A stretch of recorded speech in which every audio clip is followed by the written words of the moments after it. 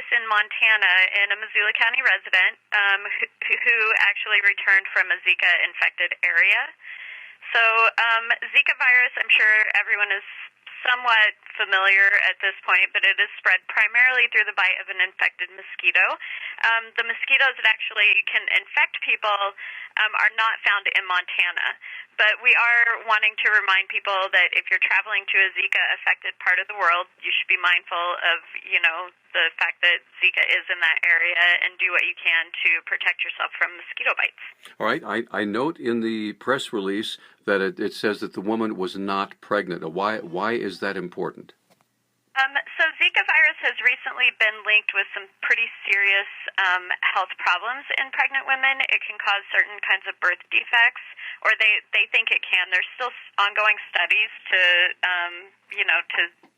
check it out, but there's definitely been a link with birth defects and Zika virus in pregnant women. So that's why that's important. And there's no vaccine to prevent Zika and no real specific medical treatment for it. It's usually a very minor illness, but it can cause pretty serious birth defects. Okay, let me ask you this. Well, this individual in Missoula County, is she under a doctor's care now? Is she in the hospital? Is she being quarantined or any of that? No, it's actually a very, very mild illness. 1 in 5 people actually get sick from it, but 4 out of 5 people never even have any symptoms. The symptoms are very mild when they do have symptoms, so basically you just get a little rash, a little bit of joint pain, maybe some pink eye, and a little fever, and it only lasts for about 4 or 5 days. All right. So how was it determined that this individual actually had the Zika virus? This individual just returned from an area that was affected by Zika, and she developed some of these symptoms and went and saw her healthcare provider, and her healthcare provider, wanted to get her tested just to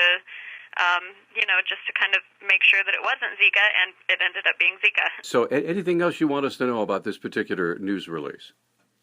No, we just want to remind people that if you are going to be traveling to a Zika-infected area, it's definitely important to take precautions.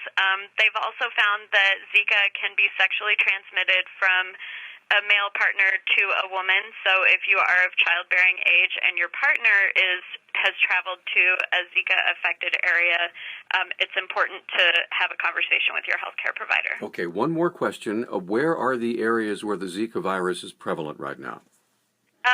We've actually, it's ever changing, so I would direct people to go to the CDC website and just take a look. There are, I'm looking at it right now, there are 107 travel-associated Zika virus cases in the United States right now. And there are, I want to say, 23 countries that are affected by Zika virus.